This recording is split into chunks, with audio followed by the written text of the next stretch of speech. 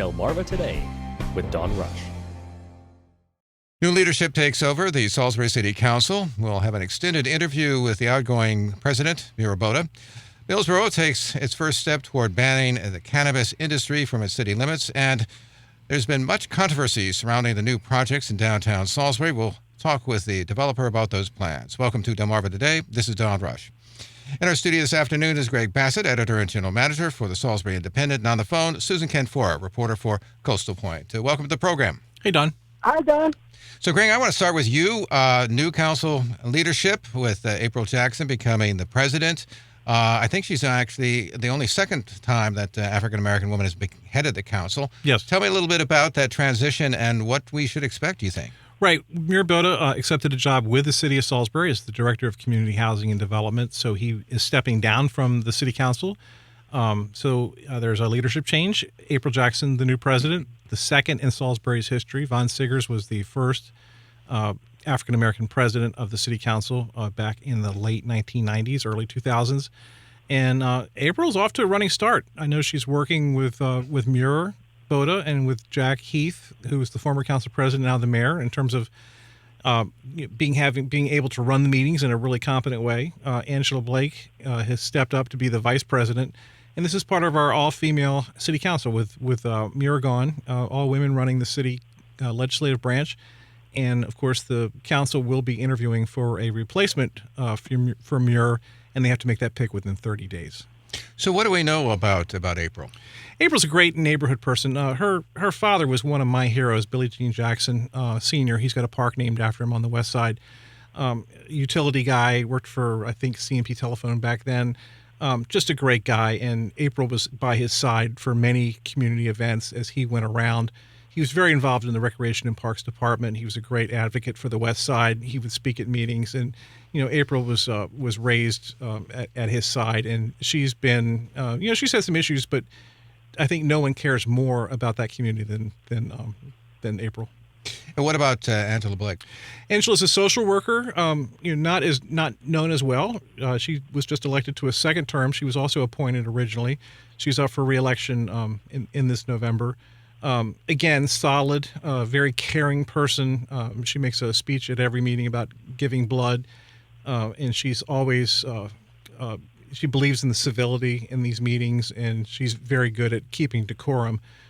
She has lost her temper a couple times. Not temper. She kind of flared up a few times recently when some citizens got up and criticized some decisions that the city had made where they felt like they weren't in the loop on some decisions that were made a long time ago, and she tried to explain that. But she's one of those people who's evolving, and she's going to continue to be a leader for Salisbury, especially if she wins re-election. Do we see any sense about the change in leadership for the city itself? I know that we have a mayoral election coming up. Jack Heath has decided not to run. It gives a whole new set of leadership that wasn't there before.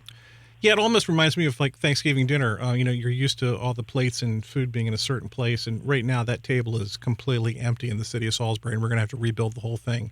So we'll rebuild it with a new mayor. Megan Alton, who's on the council, is running for mayor, but we will have a new mayor. We'll have some new council members. All the races are challenged this time, which is great to have candidates vying for each one. So it's going to be a really interesting time. Jack Heath talks about how it's time to hand the mantle over to younger people. We did that really, I think, with Jake Day. He was 33 when he was elected mayor. So it was a very young group running the city, and it will be a young group going forward, probably. The other thing, as I noticed, is that April talked about in her post-interview about caring about affordable housing and wanted more youth involvement. Yeah, the housing issue is very, very crucial in Salisbury. Salisbury has a high rental rate. It's somewhere around 70% of the homes in Salisbury are rentals now. For a long time, we thought having high rentals meant bad things, under the theory that you never wash a rental car. People don't take care of the properties the same way as if they would if they owned it. But, the demographics of Salisbury have changed, so it's a younger population, and younger people aren't as inclined to buy homes anymore. They're content to rent and have that flexibility, so that is changing. But certainly the rental prices, as we saw through the pandemic, are very high. It's very expensive to live in Salisbury. Normally you would think that in the urban area, especially some of the neighborhoods that are a little more troubled, that the rates would be lower. and it's just not the case. It's very expensive to rent, so there's kind of a crisis with that. And then again, also making sure the youth have plenty to do and are occupied. That's a big issue. City's taken dramatic steps in terms of the youth center on Newton Street and the Truett Street facility, where they've gotten involved in a way that they were never involved before in terms of occupying youth. The Hazel Center, the Salvation Army Center out on the west side, also very, very important. And I think April just wants to keep a focus on those things because it really, really is important to keep our youth engaged. By the way, finally, along these lines, in terms of issues, probably the biggest thing that's they're going to be facing over the next certainly 5 to 10 years is the downtown redevelopment. How do you see this change in leadership affecting that? I know there's been some discussion on the part of the council people that perhaps they need at least either more transparency or at least certainly to talk about the parking lot. Yeah, what I'll be watching is to see if the city starts to retreat on some of its key programs. So you have the Horizons tax abatement situation for the developers of the very expensive residential housing projects of over $10 million, where they were able to avert paying taxes until a timeline in the future. They still paid the property taxes as if the property hadn't been developed, but they'll have to pay that money in the future, and that will help the city. But you've got projects in the pipeline that reflect that, and a lot of people just didn't understand it, and and they weren't necessarily the advocates for this program when it came out.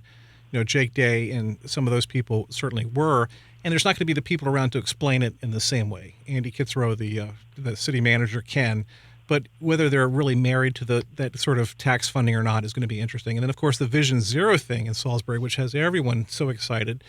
And I think they're excited for the wrong reasons in terms of trying to slow traffic down in these neighborhoods so that no one gets hit and killed. The Mayor Day made the point, these people who are really upset with the speed bumps and the things that kind of curtail speeding, all you have to do is sit across from a family who's had a loved one injured or killed, and you will be completely on board with doing anything you can to make these neighborhoods safer.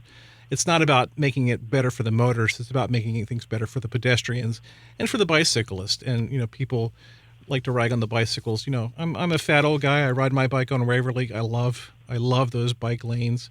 And I think more people will do that as time goes on. And it's an important thing. Also, take a look at Mayor Bodie. He's leaving. He's 8 years on the council, but he's been around for actually some time. Started out as a libertarian. He became president of the council, of course, after Jack Heath became mayor, and with, of course, Jake Day's ascendancy to the cabinet in Maryland. So I had a chance to sort of chat with him afterwards in the hallway, and this is how he saw government. And I thought it was interesting because this is someone who really comes from a libertarian standpoint and has moved from being libertarian to, as he says, as a Democrat. Here's what he had to say. The biggest project that you're actually going to be leaving behind is, of course, the downtown development. How do you square that in terms of what you see as the role of government? How do you see that development? Well, what I see is government's role is to help create the environment for growth, to create the environment, and sometimes in the forms of partnerships when you want to see development, especially when housing is it's a critical need in our community, and every type of housing, whether it's luxury apartments, whether it's student housing, single family homes, or Ann Street Village, where we're taking people and focusing on housing first as a solution. I think it's everything that we have to accommodate, and because we need it all. We need it all.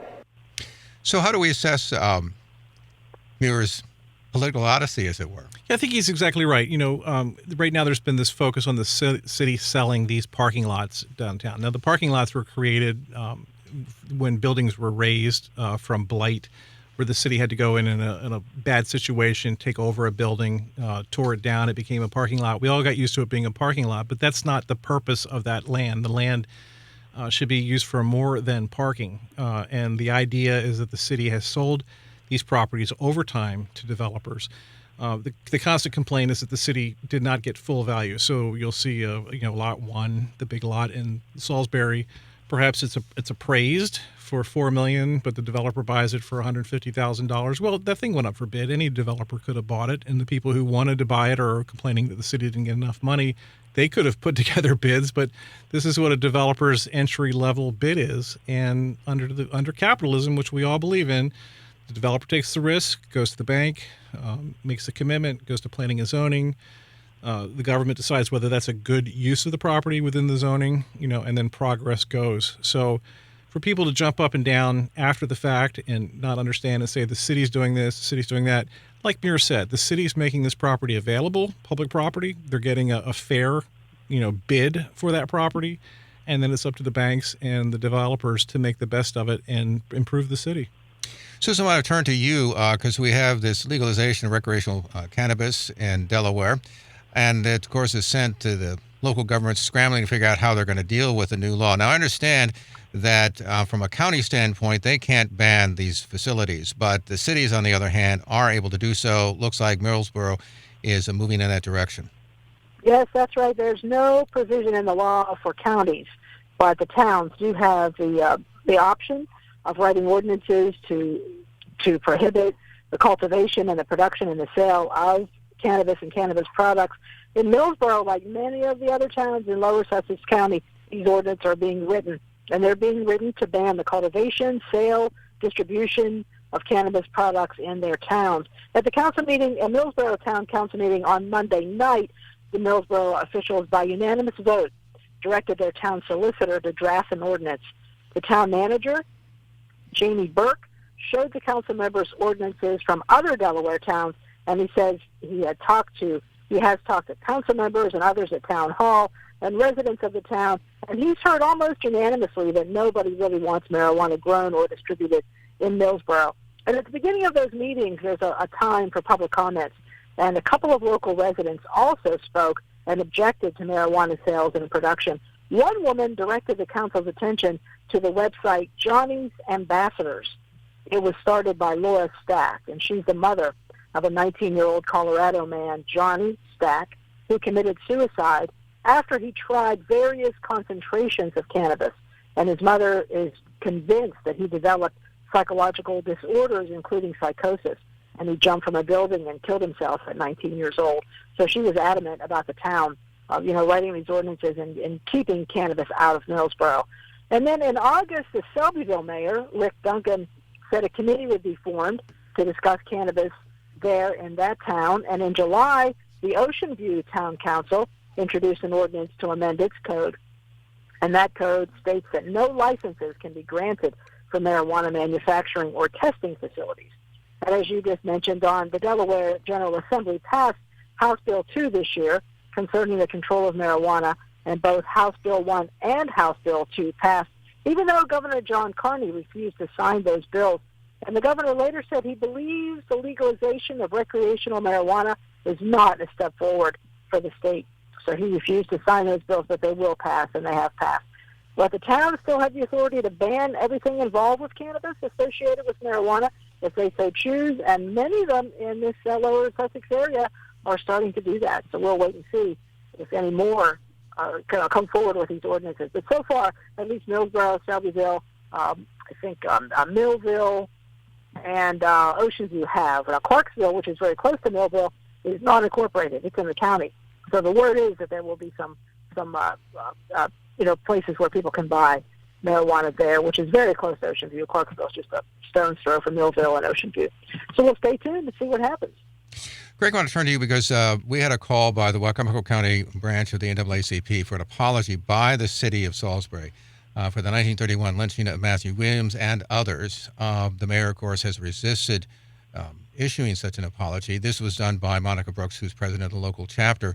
And she indicated to me, as a matter of fact, as I talked to her earlier in the week, that she did get some positive response from the council members. What's that issue here, and do you have any sense about why there's at least been a reluctance to issue an apology, which seems fairly straightforward? Yeah, I have to admit I don't have the answers for you on this because I'm confused, because my understanding was that the mayor, Jack Heath, had said that he would issue an apology.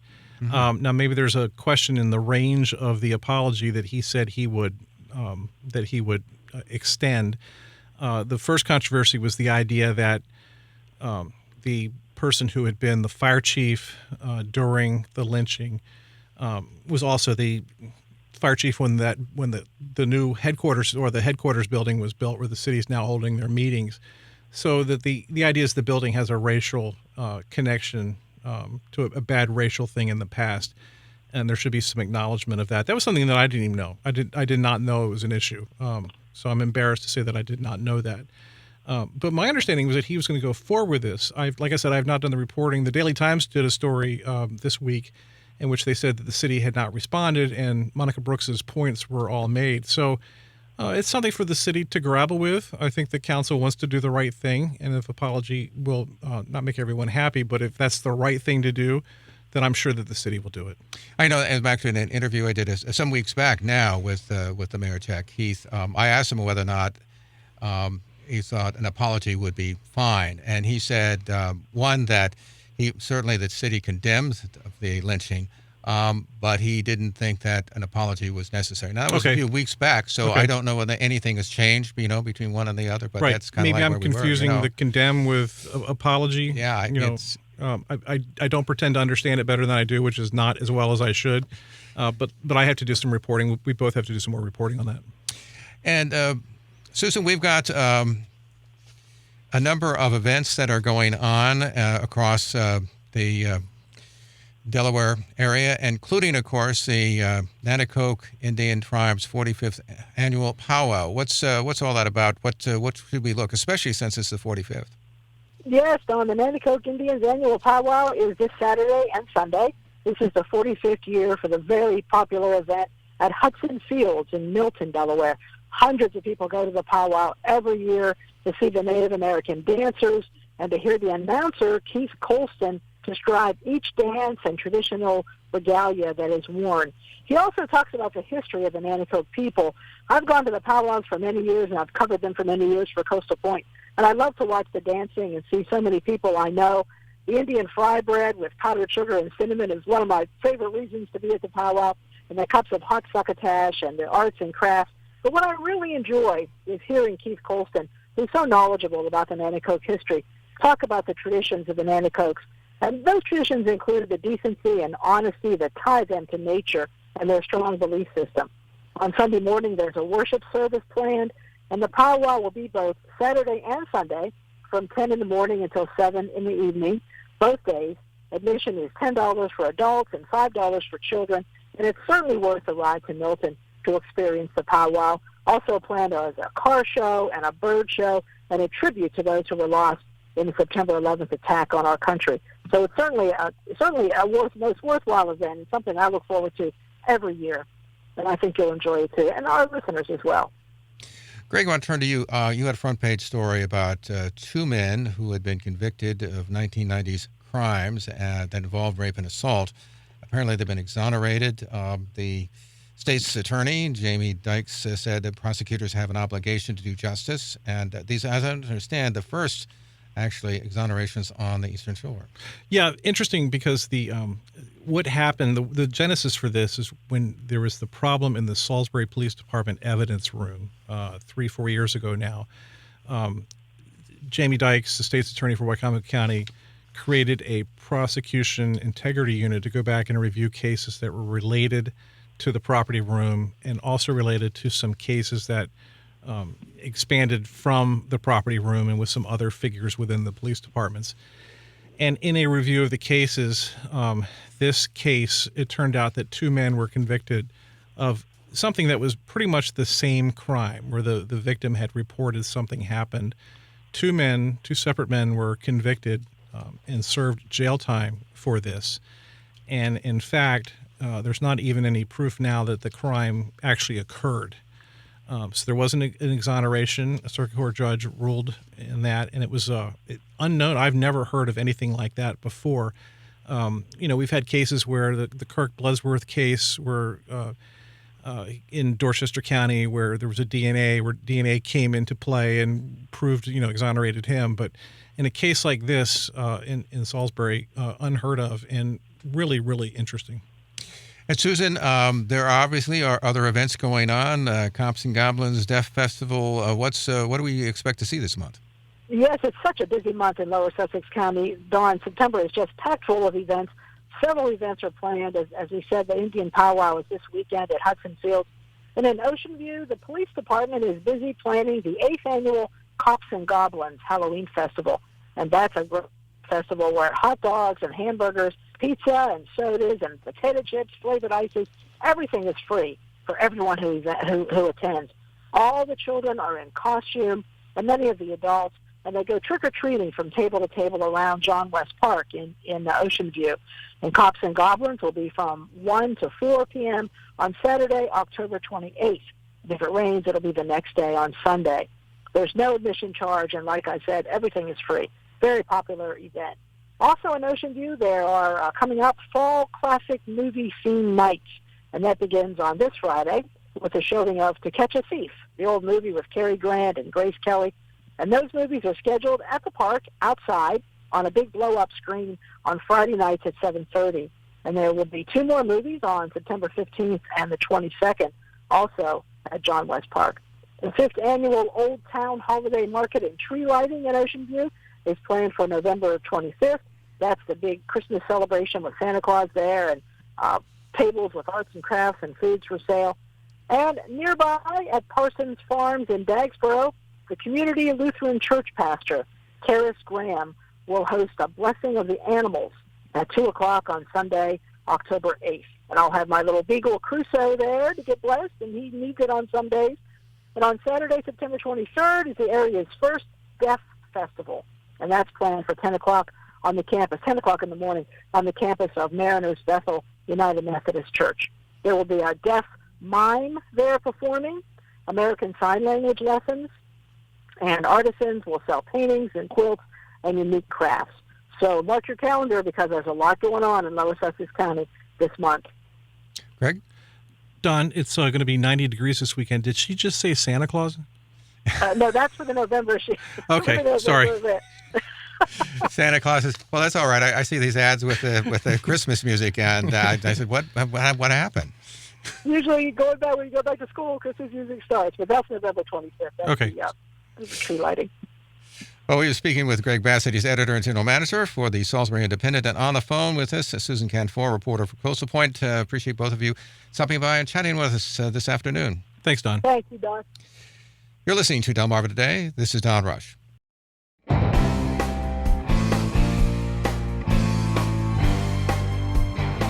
Delmarva Today with Don Rush.